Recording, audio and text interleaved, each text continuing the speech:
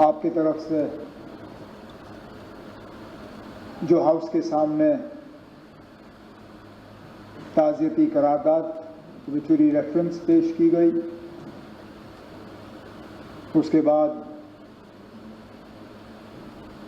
House की तरफ से ऑनरेबल डिप्टी सीएम साहब ने जो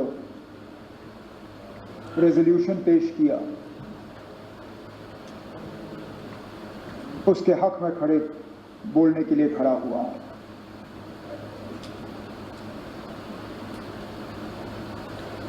अपनी जगह यकीन नहीं होता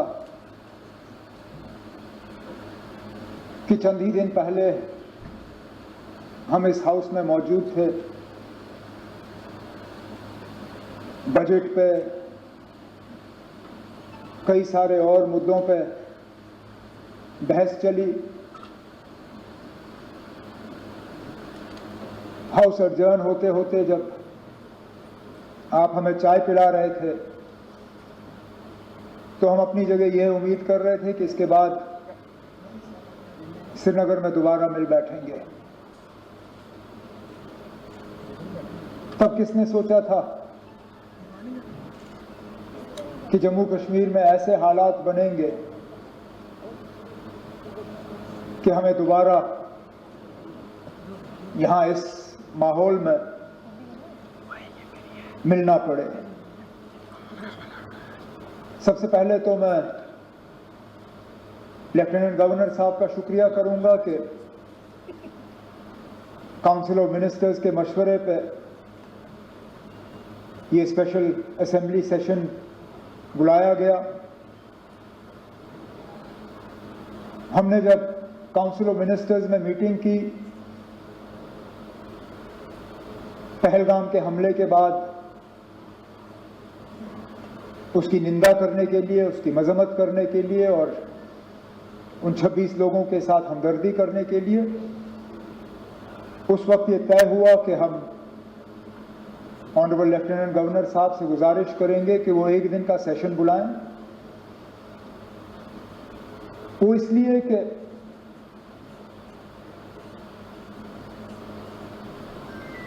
न पार्लियामेंट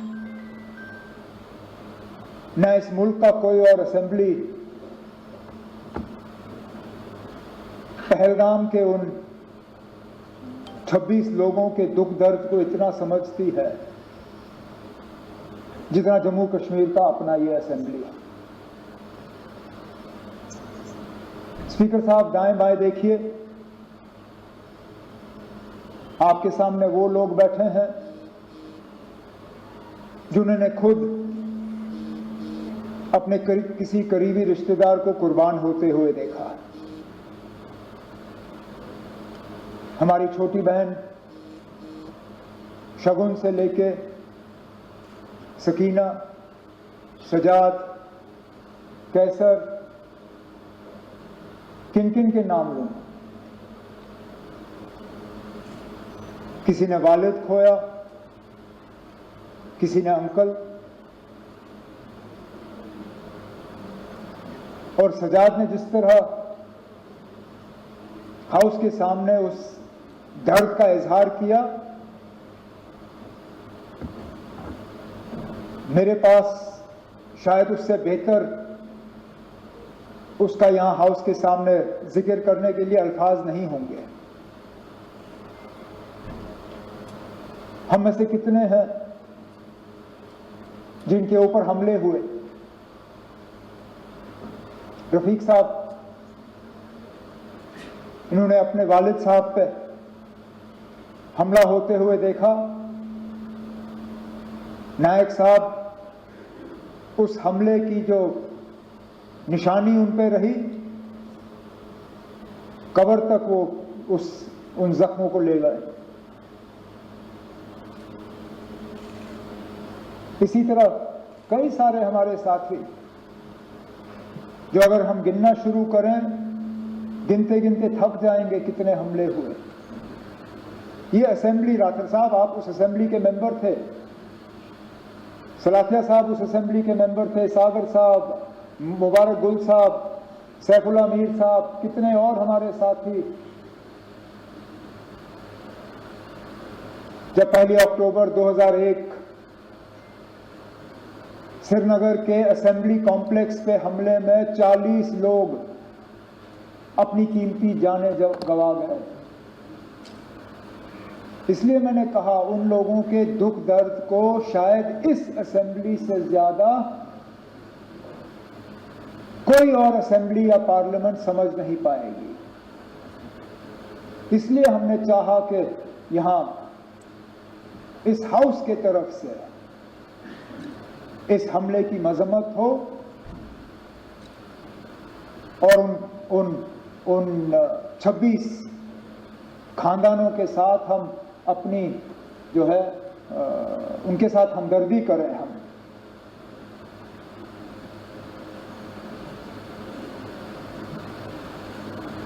सही कहा सजाद ने,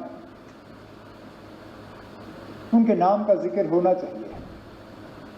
मैं चाहूंगा कि जब जो ओरिजिनल आपने ओबिचुअरी रेफरेंस मूव की, उनमें जो 26 नाम हैं, लेफ्टिनेंट नेवी के अफसर विनय नरवाल हरियाणा से,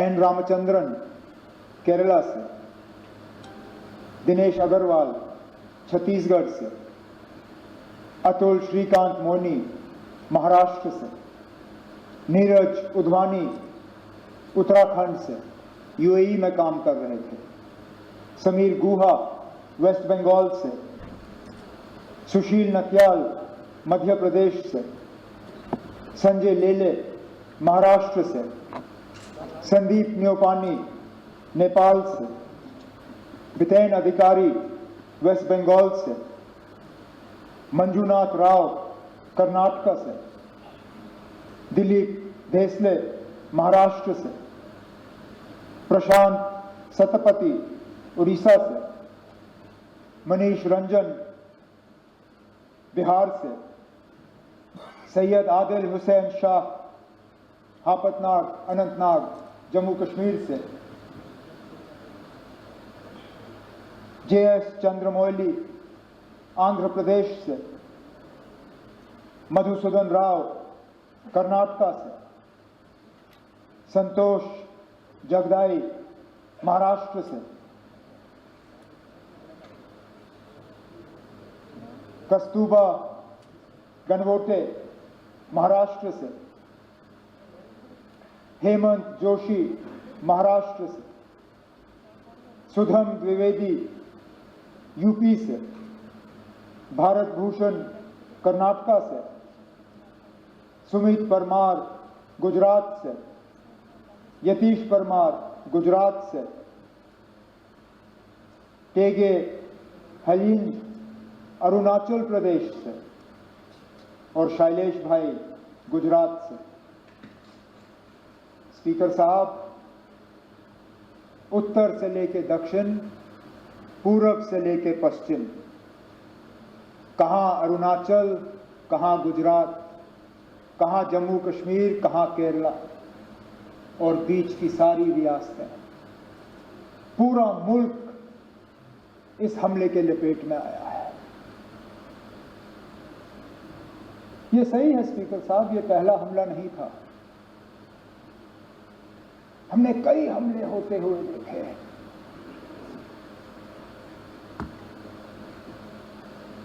हमने अमरनाथ यात्रा के कैंप पे हमले होते हुए देखे। हमने डोडा के मुख्तलिफ गांवों पे हमले होते हुए देखे। हमने कश्मीरी पंडितों के बस्तियों पे हमले होते हुए देखे। हमने सरदारों के बस्तियों पे हमले होते हुए देखे। लेकिन एक बीच का ऐसा वक्त आया था,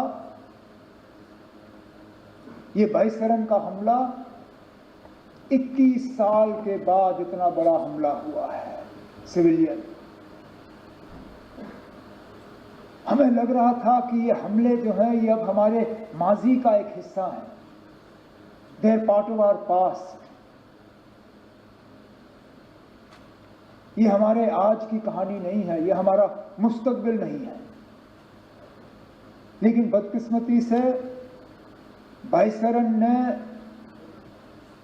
दोबारा वो हालात यहां पैदा किए, जबकि हमें लगता है कि पता नहीं अगला हमला कहां पे होगा।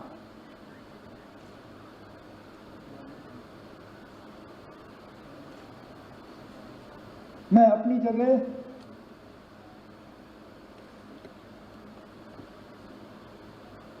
क्योंकि उस दिन लीडर ऑफ द ऑपोजिशन के साथ मैं भी पुलिस कंट्रोल रूम पे मौजूद था जब हमने 26 लोगों को वहां पे श्रद्धांजलि पेश की।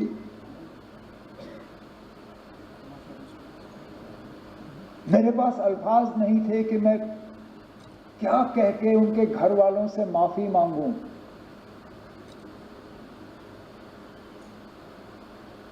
ये जानते हुए कि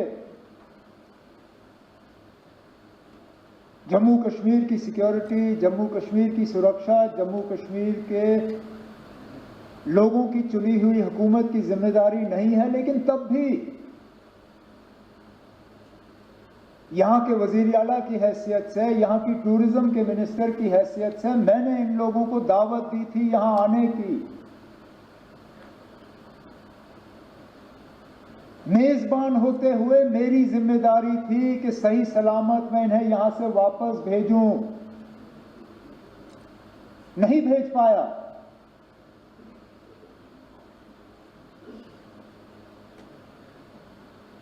और माफी मांगने के अल्फाज नहीं थे।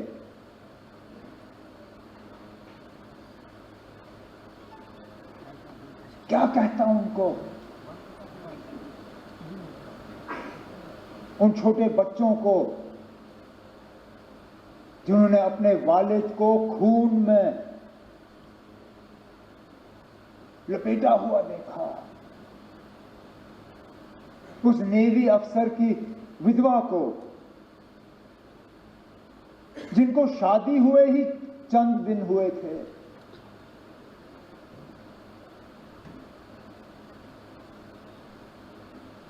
मुझे एक दो आए, मुझे कहा हमारा कसूर क्या था, हम पहली मर्तबा कश्मीर आए थे छुट्टी मनाने के लिए,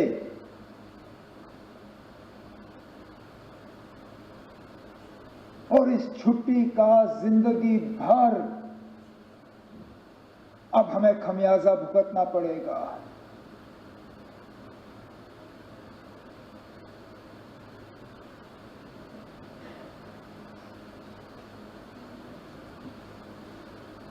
जिन लोगों ने ये किया, कहने के लिए तो वो कहते हैं कि हमारी भलाई के लिए किया, लेकिन क्या हमने उनसे कहा था कि हम ये चाहते हैं? क्या हमने उनसे कहा था कि हमारे नाम में आप इन 26 लोगों को कब्र में बंद करके यहां से वापस भेजें? क्या हमारी इसमें कोई मंजूरी थी? क्या यह हमारी इजाजत से हुआ? हम में से कोई इस हमले के साथ नहीं है। इस हमले ने हमें अंदर से खोखला किया, लेकिन इस हमले ने, क्योंकि हर खराबी में कहीं ना कहीं हमें कोई रोशनी की किरण ढूंढने की कोशिश करनी चाहिए। बहुत मुश्किल है इन हालात में वो रोशनी ढूंढना, लेकिन स्पीकर साहब, पहली मर्तबा 26 साल में मैंने जम्मू कश्मीर में किसी हमले के बाद लोगों को इस तरह बाहर आते हुए नहीं देखा। कठुआ से लेके कुपवारा तक शायद ही कोई शहर या गांव ऐसा जहां लोगों ने बाहर आके इस हमले की मजम्मत नहीं की, कहा कि ये मेरे नाम में नहीं हुआ, नॉट इन माय नेम। ये आपने जिसके लिए भी किया हो, मेरे लिए नहीं किया। और ये लोगों का बाहर आना, इसमें हम में से किसी का हाथ नहीं है। हुकूमत ये कहे कि हमने कराया, कोई और ये कहे हमने कराया, कोई नहीं ना। हम भी इस गाड़ी पे चढ़े, हमने इस गाड़ी पे सवारी की, लेकिन गाड़ी चलाई हमने नहीं। ये लोगों ने खुद गाड़ी बना के इस पे सवार होके जुलूस निकाले, नारे दिए, बैनर बनाए, मोमबत्तियां जलाई,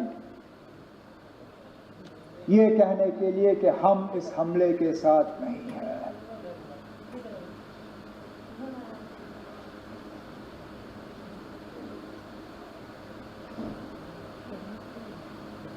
मिलिटेंसी, टेरर, दहशत, आतंकवाद, इसका खात्मा तब होगा जब लोग हमारे साथ होंगे। और ये स्पीकर साहब उस मौके की शुरुआत है। अगर कि हम इस मौके पे एहतियात से कदम जो है लें, हमारे तरफ से कोई ऐसा कदम नहीं उठना चाहिए जिससे कि हम लोगों को अपने से दूर करें। कोई हमारी तरफ से ऐसी बात नहीं होनी चाहिए या कोई एक्शन हमारे तरफ से जिससे ये जो अपने आप में पैदा हुआ इसको कहीं जख्म पहुंचे। क्योंकि सही कहा सजाद ने, हम बंदूक के जरिए मिलिटेंसी को कंट्रोल कर सकते हैं, उसको खत्म नहीं कर सकते। खत्म तब होगा जब लोग हमारे साथ होंगे। और आज लगता है कि लोग अब वहां तक पहुंच रहे हैं। स्पीकर साहब, मस्जिदों में जुमा नमाज से पहले 2-2 मिनट की खामोशी इख्तियार की गई। जामा मस्जिद श्रीनगर, ये शायद बाकी मुल्क में लोग इतना इस चीज को समझेंगे नहीं। आप और मैं समझते हैं ना। हम समझते हैं किसी हमले के बाद उस मस्जिद में 2 मिनट की खामोशी का मतलब क्या है।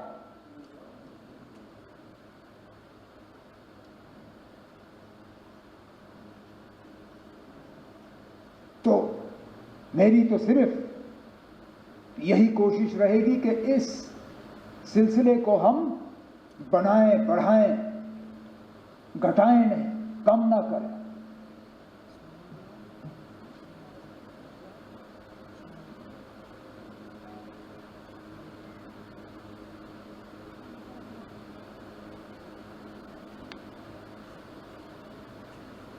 आफतार के उस नौजवान आदिल के बारे में क्या कहें। अब जान की परवाह सबको होती है, लेकिन अपनी जान की फिक्र ना करते हुए टूरिस्टों को, अपने मेहमानों को बचाने के लिए वो अपनी जान की कुर्बानी दे गया। भागता तो कौन उसको कुछ कहता।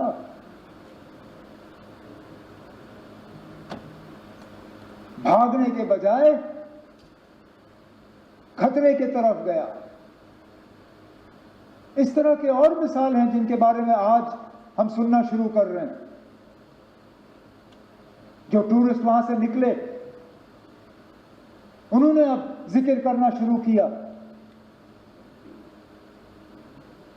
किसी एक ने वहां लोकल पोनी वाले को कहा कि मेरी बीवी और बच्चे को ले जाओ, इनको बचाओ, मुझे यहां छोड़ दो। और उसने कहा, मैं ना आपकी बीवी को कुछ होने दूंगा, ना आपके बच्चे को कुछ होने दूंगा, ना आपको कुछ होने दूंगा। इनको कुछ होने से पहले इनको मेरे ऊपर से गुजरना होगा, और छुपा के उनको सलामत रखा। जख्मियों को अपने कंधों पे पहाड़ से नीचे उतार के अस्पताल एम्बुलेंस तक पहुंचाया।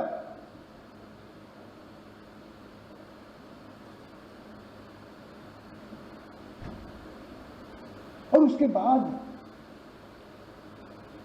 जिस तरह लोकल लोगों ने मदद करने की कोशिश की, गरीब वो शिकारा वाला जो डल लेक पे फल बेचता है, उसने अपनी किश्ती पे एक छोटा सा बोर्ड लगाया, टूरिस्टों के लिए मुफ्त फ्रूट चाट। अरे ना, वो दिन के 200-300 रुपए कमाने वाला, वो कहता है कोई नहीं ना चले मेरे हफ्ते की कमाई, लेकिन मैं कम से कम अपने मेहमानों को यह एहसास देना चाहता हूं कि हम उनके साथ हैं। वो 3 व्हीलर वाला ने टूरिस्टों को कहा कि अगर आपको हवाई अड्डा पहुंचना है, मैं मुफ्त आपको हवाई अड्डा पहुंचा दूंगा। इसी तरह की टैक्सी वाले, होटल वालों ने अपने कमरे खोले और कहा आप यहां रहिए, जिन्होंने गुलमर्ग छोड़ के, पहलगाम छोड़ के, सोनमर्ग छोड़ के श्रीनगर भाग के आए, जिनके पास रहने की जगह नहीं थी। होटल वालों ने उनको कहा कि हम आपसे पैसा नहीं लेंगे, आप रहिए यहां पे।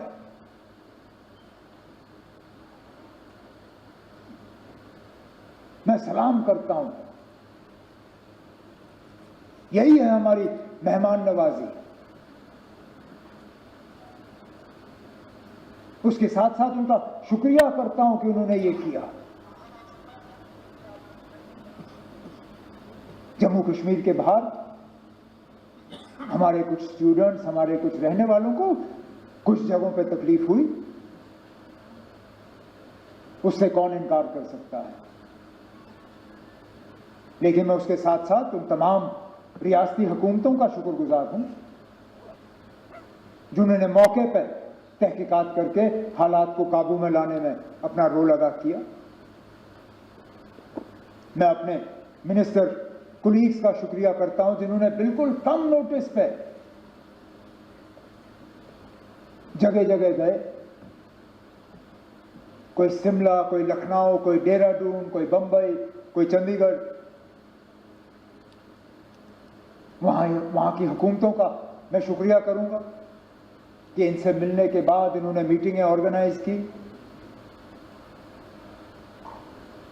हम अपने तरफ से एक सिस्टम जो है वो तैयार करना चाहते हैं, सोशल मीडिया और व्हाट्सएप वगैरह का इस्तेमाल करते हुए, ताकि एक नोडल पॉइंट हमें मिले। हम तो चाहेंगे कि इस तरह के हालात ना हो, लेकिन इक्का दुक्का अगर कहीं हो जाए तो बच्चियों के पास, दूसरों के पास एक जगह होनी चाहिए जहां पे वो इन चीज़ों को दर्ज कर सकें। उसके लिए हम तैयारी कर रहे हैं।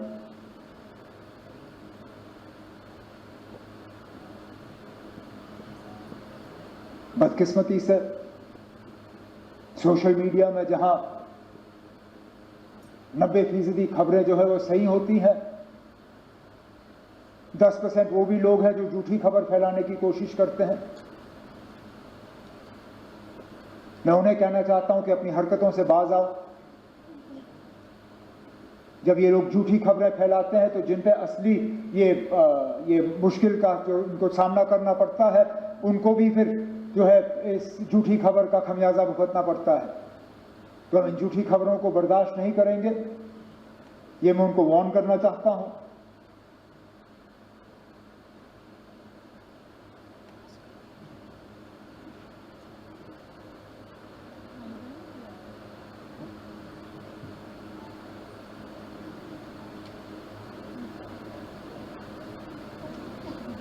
स्पीकर साहब, जम्मू कश्मीर की सिक्योरिटी जम्मू कश्मीर के इलेक्टेड हुकूमत की फिलहाल जिम्मेदारी नहीं है, लेकिन मैं ये मौका इस्तेमाल करके स्टेटहुड की मांग नहीं करूंगा। अब मैं किस मुंह से इस पहलगाम के वाक़ये को इस्तेमाल करके मरकज से कहूँ कि अब मुझे स्टेटहुड दो। मेरी क्या इतनी सस्ती सियासत है? मुझे क्या इन 26 लोगों के मरने की इतनी कम कदर है कि मैं अब मरकज से जाके कहूंगा ना अब चलो 26 लोग मर गए, अब मुझे स्टेटहुड दे दो। स्टेटहुड की बात हमने पहले भी की, आगे भी करेंगे, लेकिन लानत हो मुझ पे अगर मैं आज ये कह के मरकज के पास जाऊं कि ना अब 26 मर गए, अब दे दो। देने की बात हम करेंगे, लेकिन इस मौके पर नहीं। इस मौके पर ना कोई सियासत, ना कोई बिजनेस रूल्स, ना कोई स्टेटहुड, ना कुछ और। एक ही चीज ना, इस हमले की कड़ी निंदा और उन 26 लोगों के साथ दिल की गहराइयों से हमदर्दी और ताज़ियत, और कुछ नहीं। ना आज नहीं, टेबल हम किसी और मौके पर थपथपाएंगे, आज नहीं। तो स्पीकर साहब, मैं अपनी बात को इसी चीज पर खत्म करते हुए इस हाउस के तमाम मेंबरों से गुजारिश करूंगा कि जो रेजोल्यूशन डिप्टी सीएम साहब के तरफ से हाउस के सामने पेश की गई है, आप इसको सामने रखें और मैं उम्मीद करूंगा कि यूनानिमसली इसको पास करके हम मुल्क के सामने रखें। बहुत बहुत शुक्रिया।